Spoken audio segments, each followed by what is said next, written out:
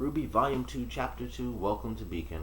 This is a pretty good episode. It reminded me a lot of episode 4 or 5 of Volume 1, where it was the first episode when they were getting to classes, except this one was a lot more entertaining. We got to meet new characters, and I love the library scene. That was really funny. A lot of just random silly one-liner stuff.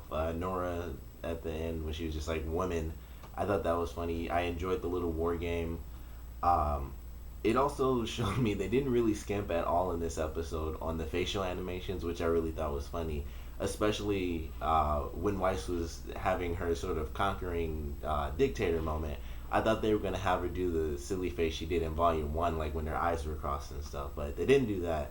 But they had like the tears and stuff, and they were just going nuts over this strategy game, which I enjoyed that scene. It was definitely a good scene.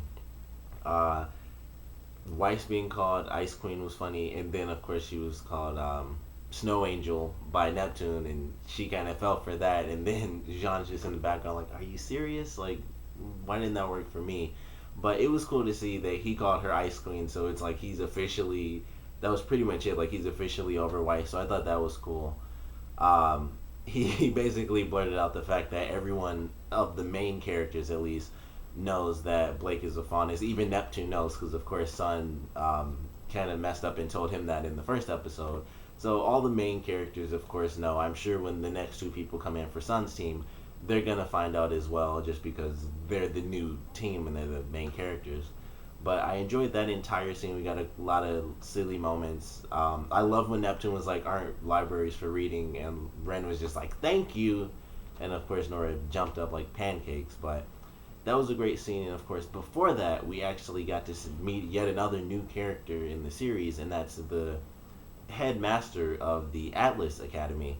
And his name is James. We find out that he's the headmaster, so he knows what's going on with Penny. He maybe created her. Who knows? It could be any sort of story as to why he created her.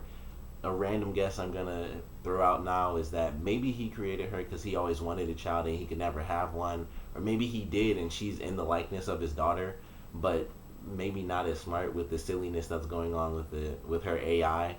But we at least get to see him. He's clearly familiar with Ozpin and Glenda, so they have their little talk and they talk about how things are not exactly going well. There's stuff behind the scenes that's going down with the White Fang and Torchwick, them stealing all the dust and them clearly having a huge plan for it. So even though they're in a time of peace and they're celebrating this festival and the time of peace itself, James decides, I gotta be cautious. I have to bring in this army force, even if it is halfway across the continent, because people are in danger or possibly in danger, so I gotta be safe. But it was a great episode. We got to see the scene that we were shown in the trailer where it was Blake talking to the girls, and she was freaking out. Like we saw in the last episode, she wasn't exactly into having a fun day, and in this one, when they were playing the game, it was the same thing. And I enjoyed that. It was cool to see her. She's always quiet, like Yang mentioned,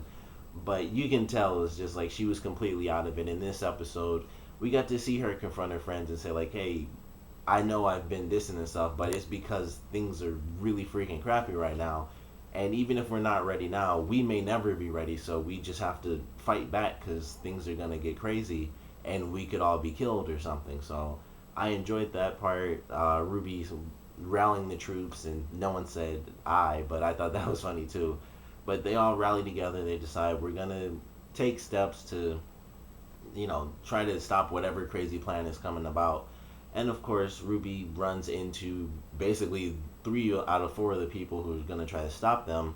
And we get to see Mercury, Emerald, and Cinder in their sort of school uniforms. Seeing Cinder in the uniform, it made her look way younger because I always thought she's way older than them just because she was the boss. I assume that. And she never really looked young, and I guess that's because they always gave her that dress, and it was just like a really fancy dress type of thing, so it just kind of gave her that automatic appearance like she's in this dress and she's commanding these people around. It automatically kind of gives you that look like you're older than these people. But when she's in the outfit, she kind of just blends in perfectly. She changes her hair slightly, like it's completely black and it's almost like beige at the end a little bit. And it's sort of it was funny. It's sort of like the Superman thing. Like it's the slightest appearance because everything else about it is the same. She her clothes and her hair are different, and then she can't be spotted. But she runs into RWBY. It was actually cool to see them at the school. We get to That basically explains how they're in the tournament. They're pretending to be students, or maybe they actually are students. They could either be students who, a lot like Blake, were raised outside of the city walls, basically, and they got into one of the academies, but it was because they're villains, and it was like, if we get in this way, it'll sort of keep us in the community. It'll be a good cover for all of us. So it was cool to see that. I love their suits, which might be because I like Mass Effect. Their suits looked exactly like the Mass Effect suits, except for like the little white bands on their arms. But just the way it looked, it was black. One side went over the other, and it's also fairly common uniform in Japanese schools as well. But it just the design of it with the black and the white outlines looked a lot like Mass Effect. So I thought that looked pretty cool. I enjoyed their outfits. Uh, Not much for them. They were clearly just there to see Ruby and her group and sort of spy on them and walk past and see what they were all about. But I enjoyed the episode. Also got some really silly references, like in the library scene. Nora says hello again, even though she didn't need to say that, but that was a cool reference. And overall, I think it was a great episode. I'm really excited for next week. I'm hoping to get more, I think what I want to see most. I wanted to see Adam, but I know we can't just be like, here's Adam, and then they have that scene. So logically speaking, what I want to see most is the rest of Sun's team and this tournament, because for one, the tournament's a big deal story wise. Otherwise, it wouldn't be in there. It's all the schools coming together. It's pretty much everyone's going to be in this one big spot, so that's where the villains can attack everyone they want to. So I really want to get to the tournament because I know it's going to be great action before things go crazy, and even when things get crazy, it'll incorporate the action into the dramatic story element. So I'm really excited for that, and to see the rest of Sun teams and more of Neptune. I'd like to see a lot more of Sun and Neptune talking, so we can learn what city Sun is actually from, and how do they know each other? How are they friends? Where did they grow up? What school did they go to? If Sun goes to a school, because he was a castaway, so I'm still trying to figure that out in my head. But it was a good episode. I'm excited for next week's episode, and I love the ending that they did. For one, they used one of the vocal songs from Volume 1, and two, they used fan art, and that was a picture I'd seen multiple times when I was looking up pictures for RWBY, far before season or Volume 2 actually started. So it was really cool to see that picture. I was like, I instantly recognized this picture because it's a really well done picture with Team Ruby and Juniper basically just like on pillars and stuff standing with each other. So that was cool. I'd love to see that in basically at the end of every episode, because that just sort of shows support, even more support for the fans, because they did one with Velvet and basically fans created her entire costume, at least her battle costume. So it'll be cool to see fan art come in. We didn't get a new song this time. That was a little upsetting because I believe in the premiere we heard a song during the fight in the lunchroom. It was music that didn't sound familiar. It could have been one of the songs we've heard previously. They kind of upped the tempo or lowered it or something and just did an instrumental version of it. But it sounded like it was a new song to me. I haven't gone back to listen to it enough times to really notice. But the first time I heard it, I thought it sounded new. So I was hoping we'd get that song at the end of this episode, since it's a normal episode, so the actual opening is the actual opening.